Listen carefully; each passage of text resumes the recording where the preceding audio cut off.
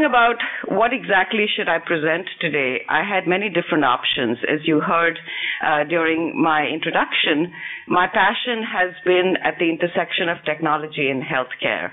But rather than get deep into the details of technology and healthcare, I thought I would take a 30,000-foot view today and share with you some very high-level thoughts on what I believe to be management imperatives for the 21st century, and particularly for the students, what you should be thinking about as you look forward to being successful and thriving in your careers, but not just being successful and thriving in your careers, also what you can do to make the world a better place, what you can do to make your society and the places where you live a better place. So here's my agenda for today.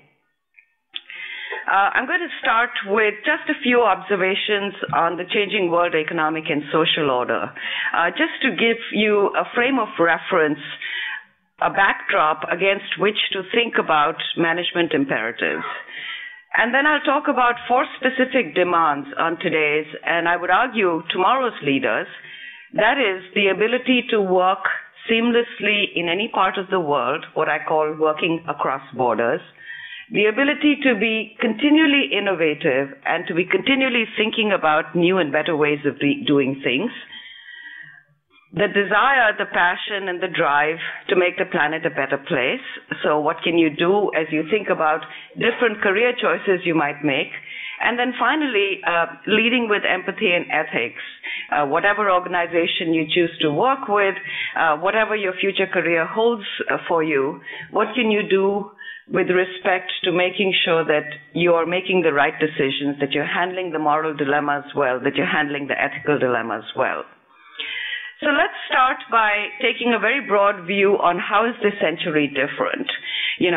2 years ago, I went back to Indian Institute of Management in Calcutta for my 25th anniversary of graduation. I graduated in 1984 from IIM. The world as I knew it then is very different from the world as I see it today. And there are many different ways in which things have changed, but I want to draw your attention to 5 specific things.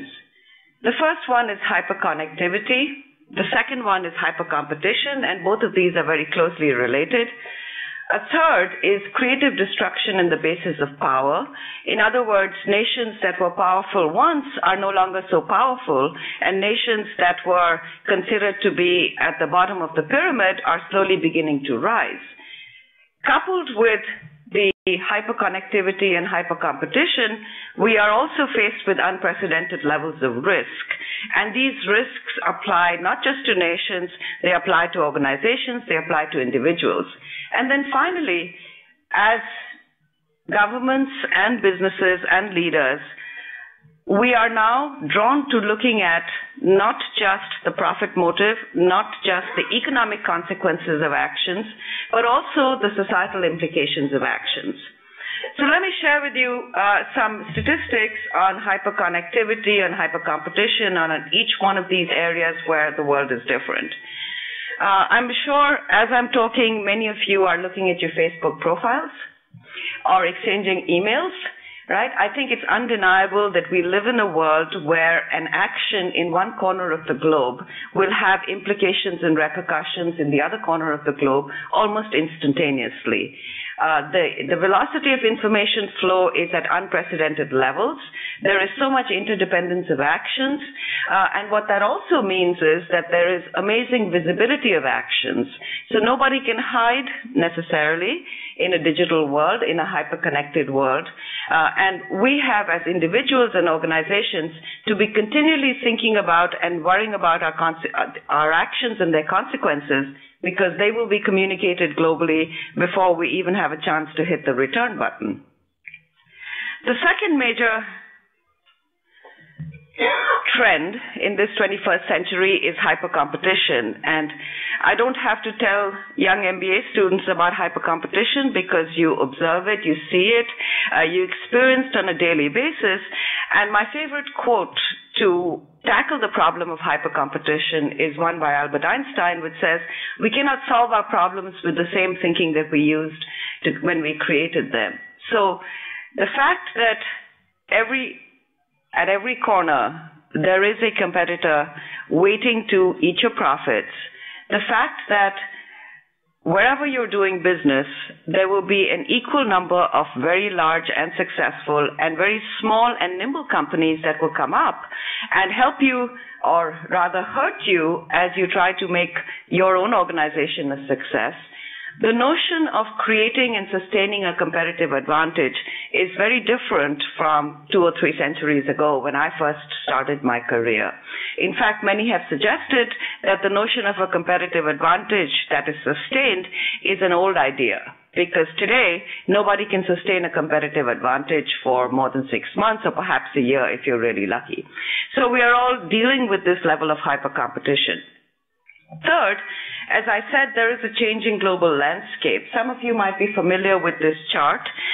Essentially what this depicts is the Global Competitiveness Index. And it shows you how nations across the world stack up on this Global Competitiveness Index. And let me point out a few things. The United States is in red, which is obviously at the top of the Global Competitiveness Index. India is in blue, which is somewhere in the middle. But we also see a lot of blue in Africa. That means this is a nation that is rising. And China is in yellow. Now, this picture is for 2012-2013, and we would expect that over the next decade or so, this picture is again going to change dramatically. So what we're going to see is that the traditional basis of economic power, that is the Western world, the Eurozone, the United States, North America, is going to be eroded. And what is going to rise? The ascendance of Southeast Asia, the ascendance of Africa. So the next century is arguably going to be the ascendance of Africa and the ascendance of Asia, and that's where we need to be paying our attention. The World Economic Forum met earlier in this year in January in Davos, and they talked about the evolution of global risks. And I want to point out some very disturbing and what I would call very, very scary sorts of insights that the World Economic Forum developed about where global risks are increasing. So again, let me draw your attention. I think it might be hard to read this from the back of the room, but in 2013, the major global risk that the world faces is systemic financial failure. We are on the brink of a world where financial fortunes are being made and financial fortunes are being destroyed on a daily basis. We're in a global economic crisis of the kind that we've never seen before. If we don't worry as managers, if we don't worry as businesses, as governments about how to take care of these global financial risks or these major systemic failures, we are not going to be on a very successful and prosperous planet in the future. The likelihood of any one of these risks materializing, again, severe income disparity is the largest risk that is projected to materialize in 2013. Okay, so the likelihood of severe income disparity across the world, across nations in 2013 is the highest as deemed by the experts at the World Economic Forum. Now, this really has implications for us. This has implications for us as citizens. It has implications for us as managers, and it has implications for us as we make choices about what careers to take, what careers to choose, and where to spend our time going forward. I also want to show you the fact that risks are interconnected, that we are facing climate change. We're facing climate change like we've never faced before, and the economic system and the environmental system are very tightly linked. The economic system has implications for the environmental system. You know, we just saw devastating floods in Uttarakhand. We just saw the destruction of so much life and property in Uttarakhand. Now, one could argue that Part of that is a result of nature, and there's very little we can do to control it.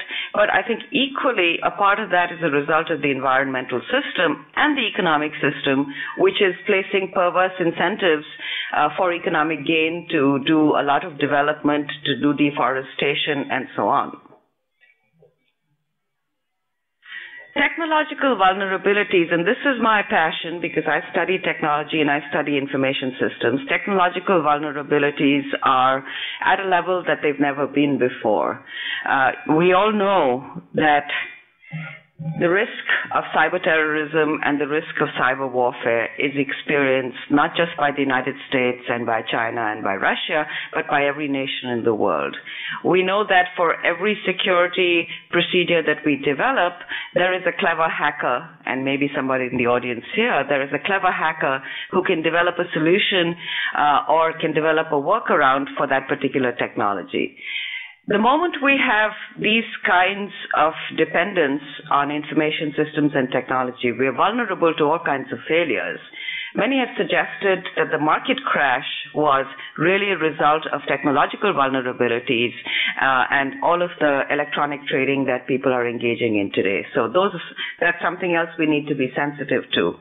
And finally, as you heard in my introduction today, I believe the challenge of human health is perhaps the biggest challenge facing this globe and this planet in the next 20 years. I just returned from a trip to Taiwan and Hong Kong. And I was there 3 years back, and it was exactly the same thing, except now at the airport they were checking you for a completely different strain of avian flu. Right? And 3 years back, they were again checking you for a strain of avian flu, except that was a less developed and a less pernicious strain than the one that they were checking you for today. So we are increasingly seeing lots of antibiotic-resistant bacteria. We're seeing lots of chronic diseases confronting the planet. We're seeing an aging population across all countries of the world. So we need to figure out how to make use of our resources more effectively, more productively, so we can truly take on the challenge of human health and help everybody in the planet become better and promote wellness and health. Okay, so what are the implications of for managers? I just described to you what I see as some major trends or differences in the 21st century. I think there are some very profound implications for managers that I hope you'll take away from this. First, our traditional paradigms of what's important, what should be driving us, what should be motivating and incentivizing our behavior, that needs to be revisited. Second, technology plays an increasingly important role in progress, but at the same time there's a dark side as well because it poses amazing risks at levels that we have never experienced before.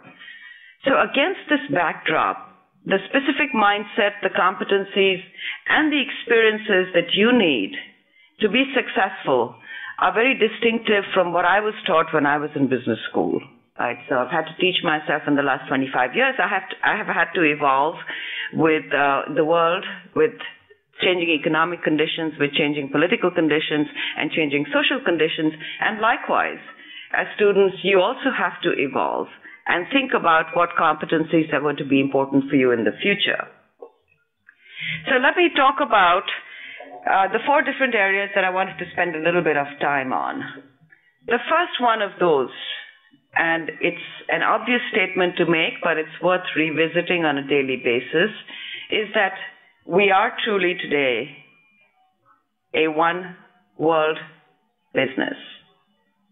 Any business, any organization that wants to prosper and survive in the future has to be thinking about working across borders, has to be thinking about how can I internationalize my company, how can I find new markets, how can I find new opportunities, and how can I compete with people who might act and look and feel very different from the way I do.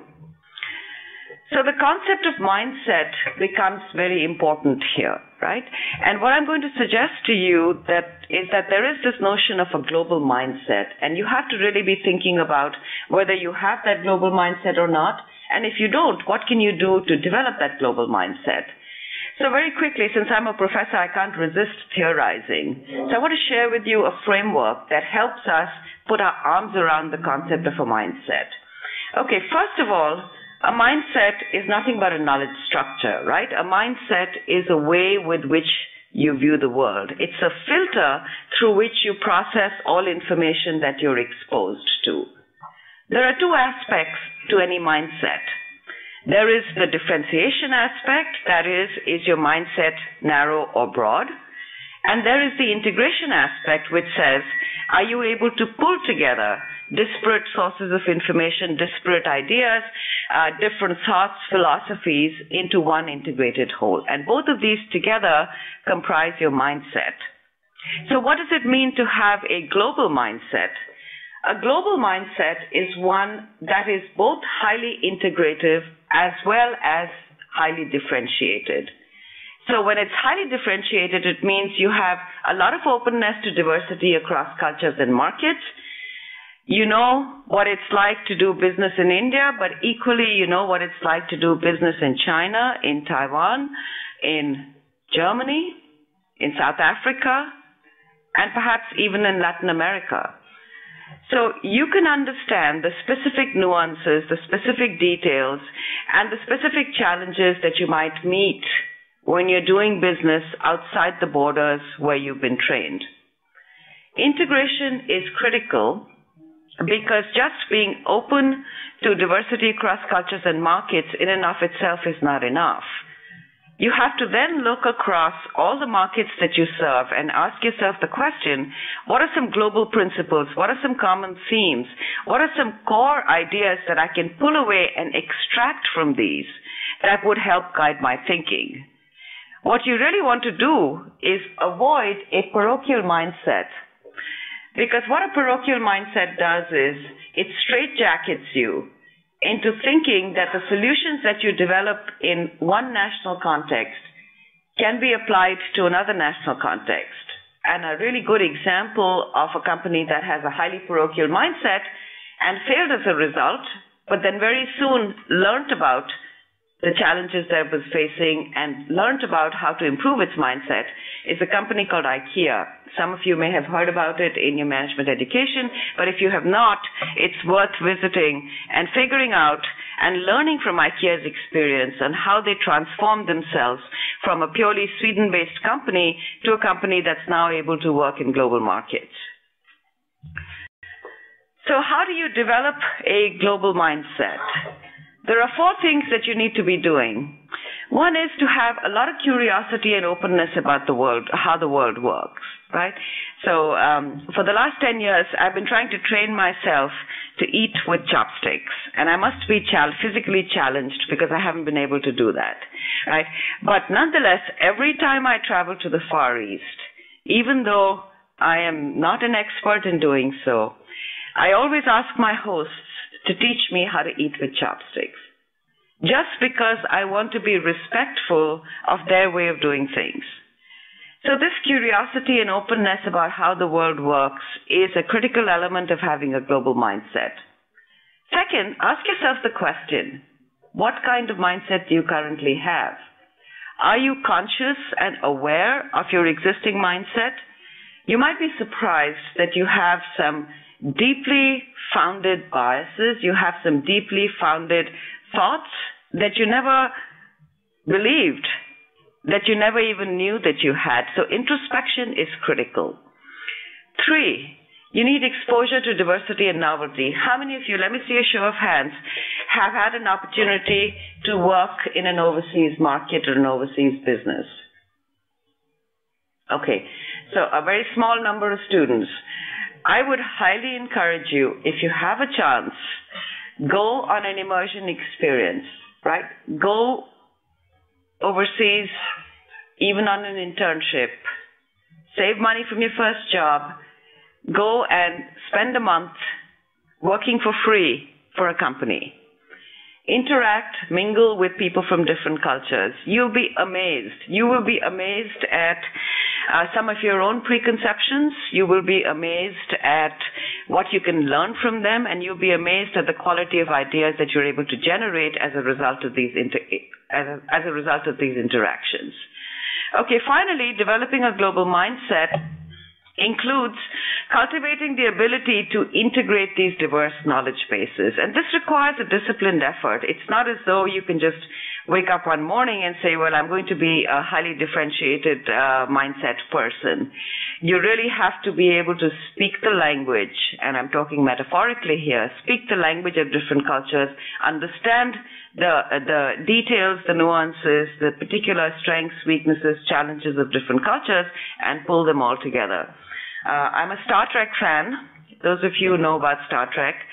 And I hope before I die, they develop a universal translator, right? A universal translator which allows me to go into any country and immediately start speaking the language. So as an example, every time I give a talk in a foreign country, my first slide is always greetings in the language of that country. And I spend about a week learning enough of the language to be able to converse with my hosts, to be able to converse with the executives that I'm meeting. So it's little things like this which will go a long way in making you a more compelling person as you start working across borders. Okay, so the implications for managers are simple. The implications for you, I think, are simple, and I've highlighted many of them. Formal education is key, and you're already getting a little bit of that. Immersion in different cultures, as I said, try to find the time to go overseas and spend a little bit of time. When you become a manager, when you have a job, and you are responsible for organizing project meetings, look for diverse locations, right? If you have the resources, take people to a setting that is completely different from where you've been in the past. Develop some core values around diversity and openness to new ideas. Job rotation is an excellent management method for achieving this kind of high differentiation and high integration. And then finally, leveraging technology in smart ways. You know about the development of the 767, the Boeing Dreamliner. That was developed by a team of engineers across the entire world, 40 different cultures, 40 different countries, all done on a technology-mediated basis. So even if you don't have the opportunity to physically travel, you can still leverage technology to interact with different cultures. Okay, let me move to my second imperative, that is the quest for innovation. At the World Economic Forum, again, innovation was identified as one of the major ways in which this planet can progress and in which governments and societies and business organizations can progress. So what do we mean by innovation? Quite simply, the definition that I like best, it's the creation of better or more effective products, processes, and technologies. They could be services, they could be ideas. Unless we innovate, we're standing still. Unless we innovate, we're essentially what I would characterize as dead. So innovation is the foundation. Innovation is the infrastructure. Innovation is the prerequisite for progress in any organization or in any society. And innovations can be created either internally or externally. Now, my own passion, as was highlighted in the introduction, is in the context of the intersection between technology and health. And I truly believe that information technology can make a remarkable and striking transformation to the way we think about and deliver healthcare. So on this slide, I have some examples of different projects that I'm working on. I won't spend the time here to talk about them, but if anybody's interested, I'd be happy to have an extended conversation later, either face-to-face or on email. So let me skip over this slide as well as the next one. The biggest technological revolution in health in the last decade has been electronic medical records, right? And I know that India has started some digitization of its patient health records, but we still have a long way to go. Once we can reach that level of digitization, I think our ability to truly understand the specific diseases that patients are grappling with, to truly understand how to provide healthcare independent of location, independent of income level, independent of disease condition, is going to be enhanced in ways that we haven't even started to conceptualize yet. So as you think about your employers, your organizations, your businesses, always keep in mind that you want to be part of an innovating organization. And the innovation ecosystem consists of everybody else outside that organization that you will be interacting with. So one of the surprising things about the innovation ecosystem is that it includes not just internal employees, but equally it includes customers, other business partners, knowledge producers like universities that generate new ideas, research centers, but also your rivals and your vendors, because the efficient way to innovate is also to imitate. So if you're thinking about, well, how can I deliver this customer service better? How can I improve the value proposition for my customer? Then sometimes rivals and vendors are amazing places to look at to get ideas and imitate them. So some core principles of innovation that you should keep at the back of your minds. People like to think of innovation as creative ideas, as novel ideas, and they they think of innovation as something that occurs just when people are out walking in the garden or thinking about big ideas. But there's a fallacy to that. And I call that the fallacy of unstructure. Innovation is hard work, right? I get up in the morning and I tell myself, okay, I have to have at least 2 good ideas today. And I'm not going to sleep until I have 2 good ideas. And I keep a little notebook which has my 2 good ideas for the day. And every once in a while I'll revisit them. I'm thinking about research ideas. I'm thinking about problems that I want to try and fix. It requires persistence and structure. And companies need to put in place those structures, those incentives that would motivate people to be working hard at innovation, because leaving it to chance is a dangerous thing to do. So the idea of innovation management must become part of a formal management responsibility. Just as you do operations management, you do technology management, most of the leading companies across the world are treating innovation management as a very important task for their managers. So there are 3 major building blocks, and I won't spend a lot of time on them, but innovation occurs at the intersection of 3 things: human capital, people like yourself, and innovation climate that allows people to fail within the organization and does not punish them for failure, because unless you can fail, you're not going to be experimenting. Unless you can fail, you're not going to be a risk taker. And many companies, and particularly in India, I find as I work with companies here, that there is a formal management hierarchy, and bad news travels slowly up the formal management hierarchy. And particularly news about failures and experiments that didn't work is not conveyed widely. Well, that's not a good idea, because that stymies innovation, that stifles innovation, and that stops people from thinking outside their comfort zone. So reflect very deeply on what you can do to build an innovation climate in whatever setting you might be in. And then finally, technology is a great foundation for innovation. There are tools. Some of you might be familiar with tools that help you generate ideas, brainstorming tools. You might be familiar with a company called Innocentive, and if you're not, I would encourage you to go out and look at it, because what it helps people do, what it helps organizations do, is bring together a lot of ideas very quickly. Okay, so implications for managers with respect to innovation. Remember, top managers are not the only source of ideas.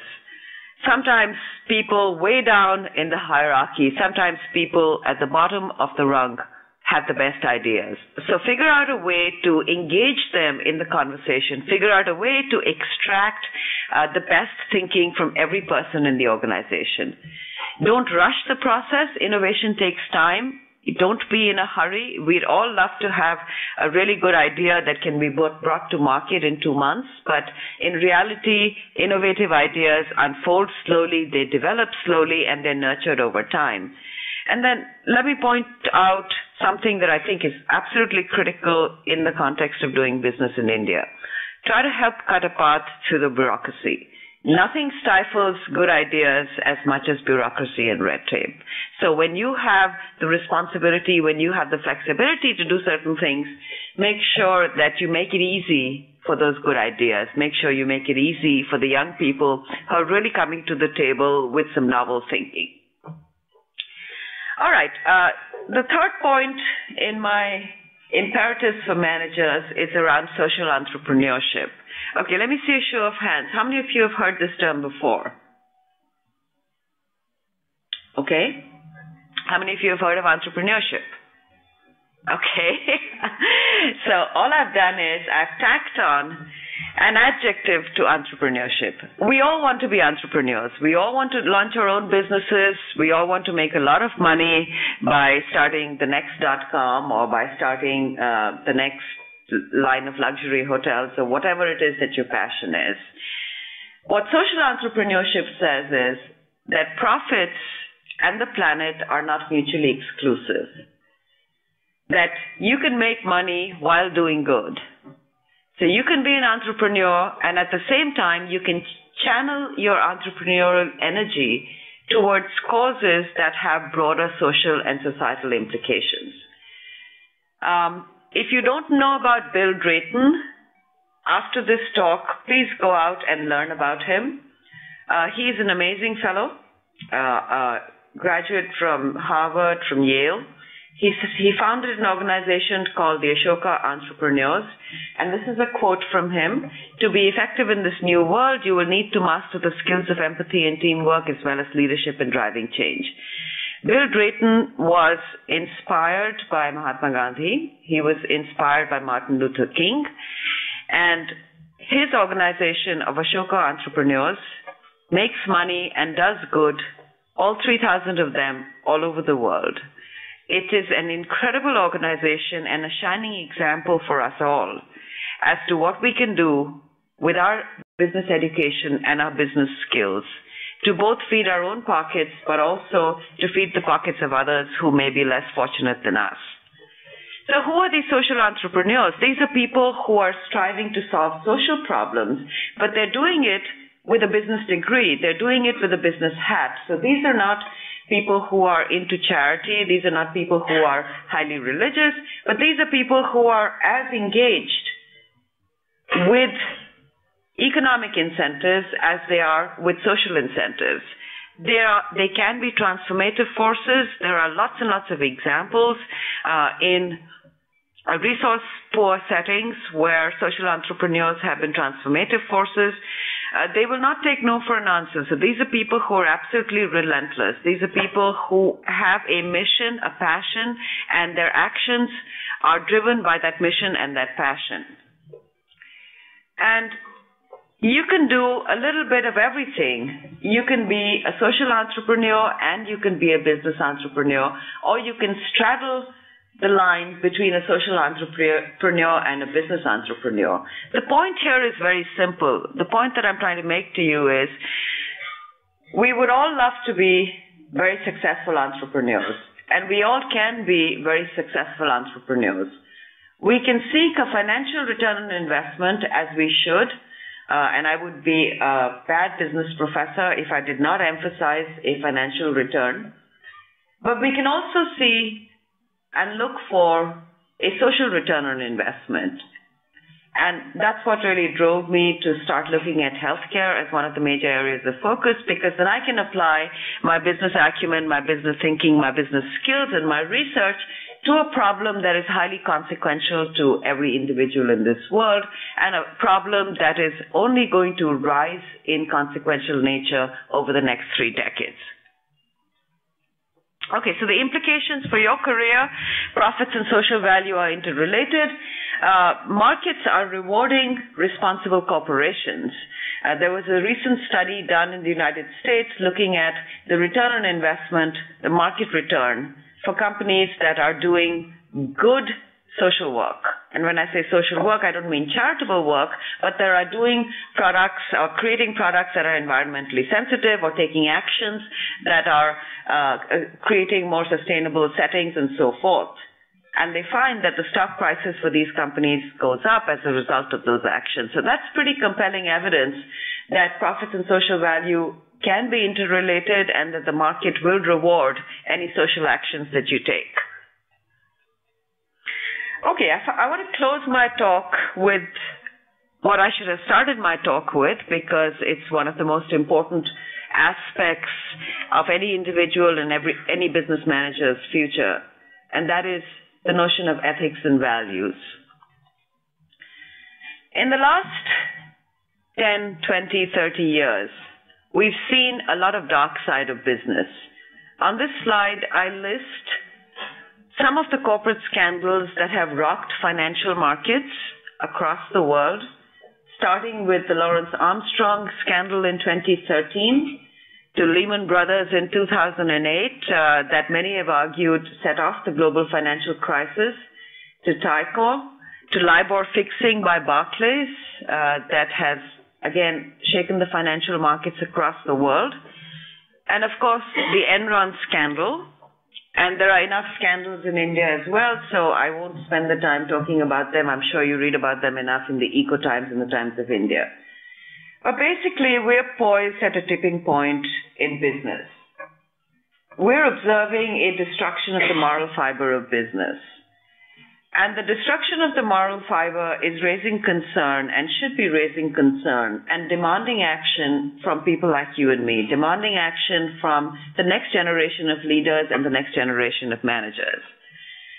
So why is this happening? A very eminent psychologist recently did a study trying to identify, why are so many corporate scandals being revealed today? And one of the important points that he made is that there is an ethical drift in society, right? Shifting frames of reference. We can always rationalize our actions. We can always say, well, I can claim a higher expense deduction on this tax form because actually I spend a lot of money and I don't have receipts for that, so my business expenses are quite high. That's the kind of rationalization it's very easy to engage in. And I recently heard an interview that Fareed Zakaria did with Ratan Tata, and I put that quote up here because I think it's so striking and it gets to the heart of the matter. It says, if you choose not to participate in corruption, you leave behind a fair amount of business, right? So what this is saying is it's a trade-off. It's a trade-off between being unethical or making less money, and it's a trade-off. It's a dilemma that we face every day, and we will face every day as we start working and moving through companies and organizations. So Indian business has been criticized recently along a variety of dimensions. And I put up here on this slide two major ideas that I think should be guiding principles for business in the future. The lax ethical standards, the rigid bureaucracy, and the weak enforcement mechanisms are an issue here in this economic setting. Lax standards are not necessary for growth, so we don't have to tell ourselves that we will only achieve double-digit growth in India if we're willing to live with lax ethical standards. We must all strive for change. My exemplars for change are two companies that have been identified as some of the most ethical in the world, Tata Steel and Wipro. And if you can, get a job with one of them, learn from the ethical values, learn from the types of principles that the leaders in these companies are following. So when you lead ethically, every business decision that you face, you must always recognize the ethical dilemma inherent in it, because every business decision does have an ethical dilemma. You must take responsibility for generating an ethical solution. If there's one thing you remember from my talk, and that's why I put this at the end, taking responsibility for that ethical solution is your job. You need to figure out what ethical rules apply, because these rules can be different across different settings, across different countries. Figure out how to take those abstract rules and apply them specifically to your situation, and then be brave. Prepare for the repercussions. Don't be risk-averse. There will be some fallout, but it's okay, because if you stand behind your principles, that fallout is going to be bearable. You can tell yourself at the end of the day, you can go to sleep at night feeling comfortable about what you did. So let me conclude my talk. I've covered a lot of ground. I wanted to give you, as I said, a 30,000-foot perspective on how the world is changing, what are some of the major issues and challenges that businesses and societies have to confront, and what can you do, what should you do as today's and tomorrow's leaders to face some of these challenges. Change is the new norm. We are living in a hyper-competitive and hyper-connected society, and we will be observing and witnessing change every day. And the evolution in management imperatives is also going to accelerate. So the ones that I presented to you today, expanding horizons, innovation and creativity, business with a social conscience, and values and beliefs, or your moral compass, those will also evolve going forward. So I hope you all have a lot of success in your future careers. I hope you will become the ethical leaders and managers. I hope you will start addressing some of the major social problems that our society and our world faces. Thank you all.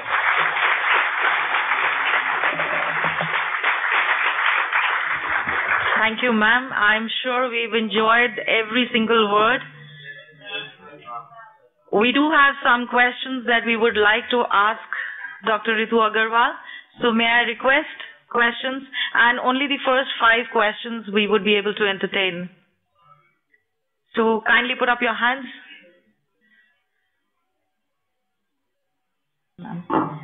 Would you like a mic or would you like to stand? Yeah. Good morning, ma'am. Good morning. My name is Hitanshu. Ma'am, first I'd like to express my gratitude towards you for the topic that you've touched about the social entrepreneurship. Yeah. That is really one of the most sensitive topics that we really need to focus on.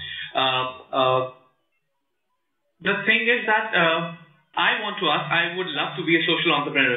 I would love to make changes in the environment. I would love to make the world a better place to live, as you said in the beginning. So the thing is, even if I do, how does that guarantee that anyone who sees me or sees what I'm doing gets inspired and passes that message along? How to promote that thing? That's something that I really wonder. I have done a lot of things in the past, not just here. Yeah. But the thing, I really feel bad when I see that it is not done by others. I mean, as if I can be available to someone, nobody else can be available. Why can't anybody else be available to them? Yeah. That is something which I would really like to know, how to encourage that feeling, how to pass on that message. Yeah. Thank you. Thank you. I think you have to become an agent of change, right? And it's not going to be easy. I think you have to get on the soapbox like I do, talk about why this is important. You surround yourself with a few like-minded people that you are able to communicate your message to, and then use them as spokespeople to spread the word. It's not an easy thing to do because, we're all motivated by self-interest. Economics 101 tells us that. And it's very hard to find people in the world who have the same set of values about giving back, right? So, my father has always been my example. So I always look to him, and every time I have an action to take, I ask myself, okay, what would Daddy have done? And, that's what drives my behavior. So if you can get your influence spread even amongst a small group that surrounds you, slowly that will get diffused to a larger audience, and that's the best you can hope for, right? Yeah.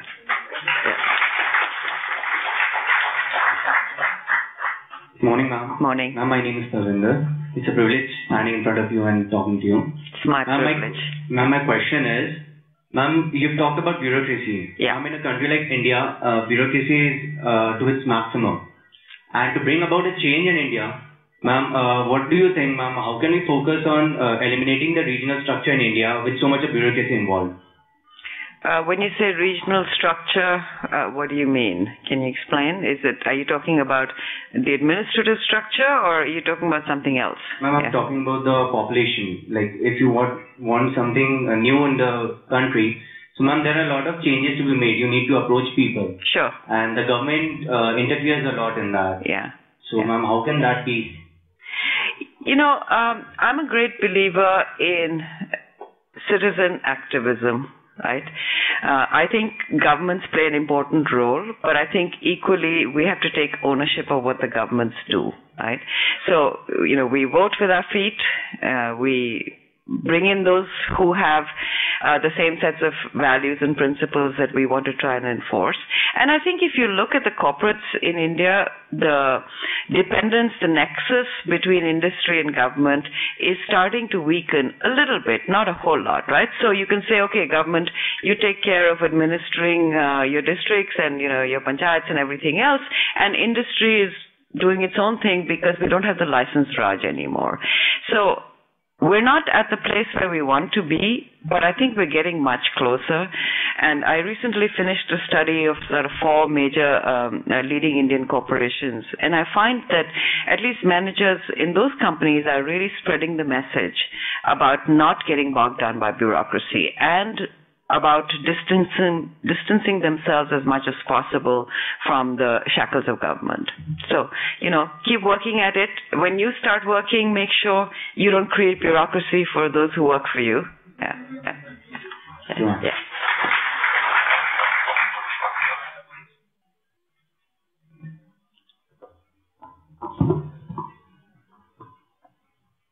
Good afternoon, ma'am. Good afternoon. My question is, what are the aspects in which management education in India is that different from that of other countries, since we have to compete not just domestically but globally also? So, as I said, I got my MBA PGDM in 1984. It's been a long time. I have been teaching in the United States since 1988. And in the US, we have a very case-based method of teaching where we try to take abstract concepts but also apply them to very real-world situations. There's a lot of experiential learning that's built into the education. So, for example, you may have lots of opportunities to go out and do small assignments with businesses. There's a lot of teamwork that's a part of the education. So when I got my MBA, things were a little bit different. I last taught in India at ISB in 2003, where I did a course for an entire semester. And my experience there was no different from the experience in the US. Okay, so at least I see the management education in India, truly getting to the stage where management education in the United States is. I think we have actually better opportunities here to have more interactions with business, right? Because there are lots of businesses that would benefit from interaction with students, bright students who can do projects for them and so forth. So I don't see a very major difference. I think if you can encourage teamwork, lots and lots of group projects, lots of writing assignments, lots of creative assignments that don't require you to do rote memorization and reproduce, but rather application of ideas and concepts. I think management education here should be in pretty good shape. Good afternoon, ma'am. My name is Gunjit, and I have a question from you that's, again, coming back to the topic of social entrepreneurship. Mm-hmm. Ma'am, as you said, social entrepreneurship is not a charity. It's, again, like even people from management coming around and talking about a social change, bringing change to the environment. But at the end of the day, when you think about yourself itself, when anyone who's thinking about them, that it's about making money from social things. That is, even if you don't call it a charity, even if we are not calling it a charity, but at the end of the day, we want from our inner self to do some charity for something. So, and if we talk about even starting on to this line, where in this line, when we go about social entrepreneurship, there is no investment, there is only an investment of ideas and your social responsibility. So at the end of the day, how can a person make money, or I should not call it as money, but to earn his livelihood? Yeah. I think social enterprises can make money. So as I said, profits and social value are not necessarily two different sides or two different things. I've seen lots of examples of where social entrepreneurs have set up very profitable businesses. The key is to find a set of investors who have the same set of values as you do, and to produce a product or a service that's going to address some significant problem that society is facing, right? So it could be the environment, it could be health, it could be infrastructure, roads, education. I would argue that any entrepreneurial businesses in these sectors are social businesses, right? Because they're not just saying, well, we can make a better soap or a better smelling shampoo, right? We don't need more soaps and more shampoos.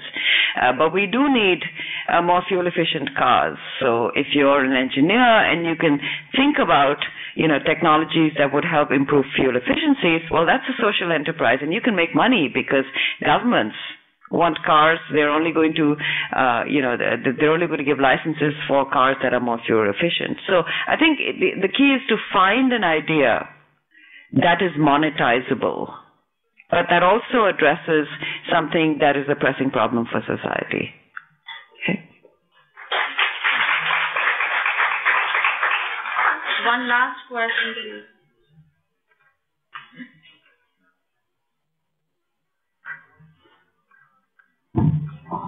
Good afternoon, ma'am. Good afternoon. Amandeep. Hi, Amandeep. Basically, right now what we are into a very highly digitized world. Absolutely. But if we consider, if we go down back to 5 years back, ERP, Enterprise Resource Planning, that was a big hit in the market. But after the recession, the things got slowed down. Every company, every organizations were considering the things back to basics and then taking the things into a new world. So my question is right now that after the evolving of big data, how we are going to keep the pace with such advancements in technologies, as we go for management and all, how are we going to manage all the things, keeping the pace with the technologies? So, I didn't talk about the shift in technological paradigms, right? But clearly, technological paradigms today are very different from the ERP and the customer relationship management, the big systems, the purchasing, installing, and upgrading large systems within corporations. I mean, those days are over. So we're moving towards, as you rightly pointed out, we're moving towards a cloud infrastructure. We're moving towards big data. We're moving towards, petabytes of data being generated every day from sensors, right? So businesses need to start thinking very carefully about how they can leverage this data to make smarter decisions. They're not going to be worrying anymore, in my opinion, about acquiring and installing large pieces of software, of enterprise software. Everything can be consumed as a service in the cloud, right? Why would I today invest in an ERP system where I can just plug and play and get whatever technology I need from the cloud? My job as a manager would be to understand what specific functionality I need and what's the most cost-effective way of getting it, and most likely that's going to be not through buying, but through renting or leasing the functionality, right, in the cloud. And my second big challenge is going to be to figure out, well, I have all of these terabytes of data, these petabytes of data, how can I use that intelligently to make smarter decisions? So those of you who are interested in technology have to really start looking at, sort of the next 50 years, because our old technological paradigms are changing so rapidly that 80% of the software that's in business today is going to become obsolete in the next 5 to 7 years. Right?